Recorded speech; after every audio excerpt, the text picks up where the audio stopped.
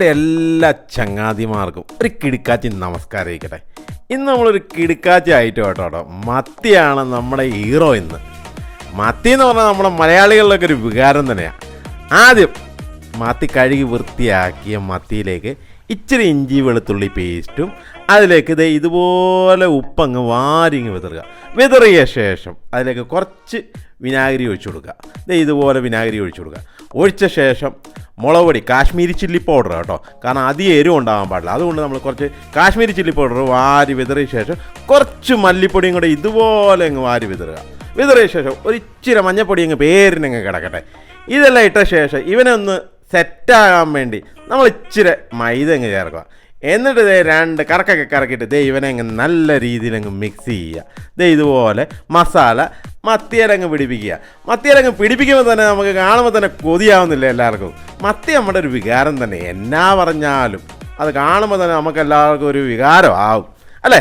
കണ്ടില്ലേ ആ മസാലയൊക്കെ പിടിച്ചിരിക്കുന്ന മത്തി കാണുമ്പോൾ തന്നെ ഇപ്പം തന്നെ പൊരിച്ചിട്ട് പിടുത്തം അങ്ങ് പിടിക്കാൻ തോന്നും. ആ ലെവലാ സാധനം. എന്നാൽ നേരെ നമുക്ക് ചട്ടി പിടിപ്പിച്ചു. തീ പിടിപ്പിച്ചു. ചട്ടിയിലെ എണ്ണയൊക്കെ ചൂടായി. നമ്മുടെ ചങ്ങാതി എടുത്ത് മത്തി ഓരോന്നായിട്ട് നല്ല വെളിച്ചെണ്ണയ്ക്കകത്തൊക്കെ ഇട്ടങ്ങ് ഫ്രൈ ചെയ്യുക. വെളിച്ചെണ്ണയിലൊക്കെ മത്തിയും കൂടെ വീഴുമ്പോഴേക്ക് നല്ല സ്മെല്ലാണ് വരുന്നത് കേട്ടോ, ഒരു രക്ഷയില്ല. എന്നിട്ട് ഇതുപോലെ അങ്ങ് ഫ്രൈ ചെയ്യുക. കാണാൻ തന്നെ നല്ല രസമല്ലേ? അങ്ങ് ഫ്രൈ ചെയ്ത് കരിമുരാന്നാക്കുക. അത്രയും കരിമുര ആവല്ലേ, ഒരു മീഡിയം ഫ്രൈ ചെയ്ത് എടുക്കുക. റെഡിയായ ശേഷം ഇതുപോലെ കോരി അടുത്ത പാത്രത്തിലേക്ക് ഇടുക. എന്നിട്ട് അടുത്തതും ഇതുപോലെ ഒന്ന് തിരുമിയിട്ട് ഇങ്ങനെ സ്ലോ മോഷനിൽ അങ്ങ് ഇട്ട് കൊടുത്തു. നല്ല രീതിയിൽ അങ്ങ് ഇട്ട് കൊടുക്കുക. മത്തി നല്ല വാർത്ത നല്ല സെറ്റപ്പായിട്ട് കുട്ടപ്പനായിട്ട് അങ്ങ് എടുക്കുമ്പോൾ മത്തി വറക്കുമ്പോൾ തന്നെ ഒരു മണം വരും കേട്ടോ. അതെന്നാ പറഞ്ഞാലും നമ്മുടെ കിളി പോവും ആ മണം വരുമ്പോൾ തന്നെ. നല്ല സ്മെല്ലാണ് മത്തി വറക്കുമ്പോൾ സ്മെല്ല്. കണ്ടല്ലോ എണ്ണയൊക്കെ തിളച്ചങ്ങ് മറിയുന്ന കാണുമ്പോൾ തന്നെ കൊതിയാവുന്നില്ലേ? ഇപ്പം നമ്മൾ അടുത്തിരിക്കുന്ന ഒരു വീതെടുത്ത് ഒരു പിടുത്തം അങ്ങ് പിടിക്കും. ആദ്യപ്പോൾ എന്നാണെന്ന് നമ്മൾ നോക്കത്തൊന്നുമില്ല, നേരെ എടുത്തൊരു പിടുത്തം പിടിക്കുക.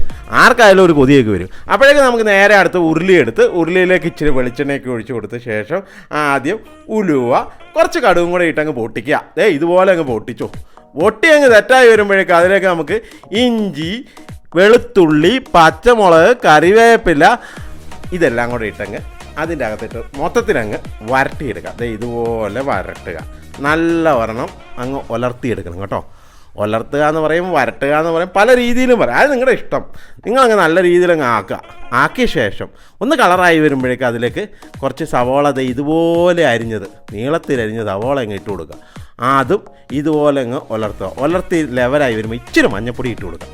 മഞ്ഞപ്പൊടി ഇട്ട് ഇതുപോലെ അങ്ങ് വാട്ടി നല്ല സെറ്റായിട്ട് അങ്ങ് എടുക്കുക. വാട്ടി ലെവലായി വരുന്നുണ്ടോ?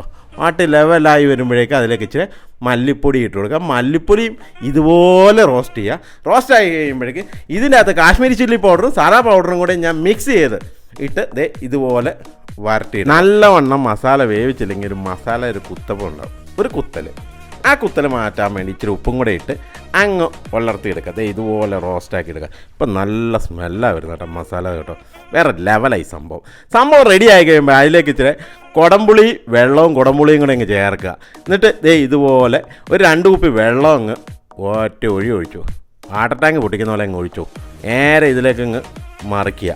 വെള്ളം ഒഴിച്ച ശേഷം ഇവനങ്ങ് തീയൊക്കെ കൂട്ടിയിട്ട് നല്ലോണം അങ്ങ് തിളപ്പിച്ചു, കണ്ണടച്ചങ്ങ് തിളപ്പിച്ചു. കാരണം ഇവനങ്ങ് തിളച്ച് മറിയണം. ഇതുപോലെ അങ്ങ് തിളച്ച് മറിയണം. ഇത് തിളച്ച് മറിയുമ്പോഴും വരുന്ന മണമുള്ള സ്മെല്ല് ഒരു വേറെ ലെവലിലാണ് ചങ്ങാതിമാർ. അതൊരു രക്ഷയില്ല. ഇപ്പം നമുക്ക് ഇച്ചിരി ചോറും കൂടെ കിട്ടിക്കഴിഞ്ഞാൽ ഒരു പിടുത്തം അങ്ങ് പിടിക്കും, ഒരു രക്ഷയുണ്ടാവില്ല. ഇതുപോലെ വറ്റി ഓയിലൊക്കെ തെളിഞ്ഞ് വരുന്ന സമയത്ത് നമ്മുടെ മത്തി എടുത്ത് ടിപ്പർ ലോറിയിൽ നിന്ന് എടുത്ത് മറിക്കുന്ന പോലെ അതിലേക്ക് ഒറ്റ മറിയങ്ങ് മറിക്കുക. എന്നിട്ട് ഈ മറിച്ചിട്ട് ഇതുപോലെ ഒരു സ്ലൈസർ വെച്ചോ ഒരു കുറുപ്പി വെച്ചോ ഇതുപോലെ സ്ലോ മോഷനിലങ്ങ് മറിക്കുക. മത്തി പൊടിയാതെ ശ്രദ്ധിക്കണം കേട്ടോ.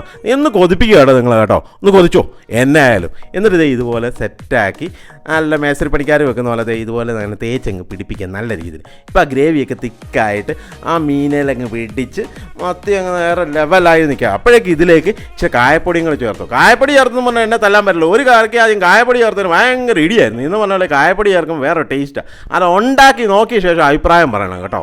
അല്ല ഉണ്ടാക്കാതെ ചുമ്മാ ആരും കയറി അഭിപ്രായം പറയരുത്. എന്നിട്ട് ഇച്ചിരി കരുവേപ്പിലയും കൂടെ അങ്ങ് വാരി അങ്ങ് വിതറിക്കും, ഒരു രക്ഷയുണ്ടാവില്ല. എന്നിട്ട് അടച്ചു വെക്കുന്നതിന് മുമ്പ് ഇച്ചിരി വാഴയില വെച്ചത് ഇതുപോലെ അങ്ങ് മൂടി വെച്ചു. അപ്പോഴേക്ക് വേറെ ലെവലിൽ സംഭവം. നേരെ കൊണ്ടുവന്ന ശേഷം നമ്മൾ വാഴയില അങ്ങ് എടുത്തങ്ങ് മാറ്റിയത് ഇതുപോലെ. അപ്പൊക്കെ തന്നെ വരുന്ന സ്മെല്ല് എൻ്റെ ചങ്ങാതിമാരെ ഒരു രക്ഷയില്ലാതെ കിളി പോവും ഇത് കണ്ടു കഴിഞ്ഞ് കഴിഞ്ഞാൽ. എല്ലാവരും ഇതുപോലെ പൊക്കി എടുത്ത് നിങ്ങളെയൊക്കെ ഒന്ന് കൊതിപ്പിച്ചിട്ട് ഒരു പീസ് ഇതുപോലെ ആട്ടി കാണിച്ചിട്ട് ഞാനങ്ങൊരു പിടുത്തം അങ്ങ് പിടിക്കും കേട്ടോ. ഒരു രക്ഷയില്ല എൻ്റെ ചങ്ങാതിമാരെ. അപ്പോൾ ഇത് ഇഷ്ടപ്പെട്ട് കഴിഞ്ഞാൽ കൂട്ടുകാർക്കൊക്കെ ഷെയർ ചെയ്ത് കൊടുക്കുക, ലൈക്ക് ചെയ്യുക, ഫോളോ ചെയ്യുക, കമൻറ്റ് ചെയ്യുക. എന്നിട്ട് ഉണ്ടാക്കി നോക്കിയിട്ട് അഭിപ്രായം പറയണം. ഇത് നോക്കാതെ ചുമ്മാ ഇരുന്ന് അഭിപ്രായം പറയരുത് കേട്ടോ നിൻ്റെ പൊന്നു ചങ്ങാതിമാരെ. എന്നായാലും നിങ്ങൾ വീട്ടിൽ ട്രൈ ചെയ്യണം. ഇത് വേറെ ലെവല് തന്നെ, ഒരു രക്ഷയില്ല.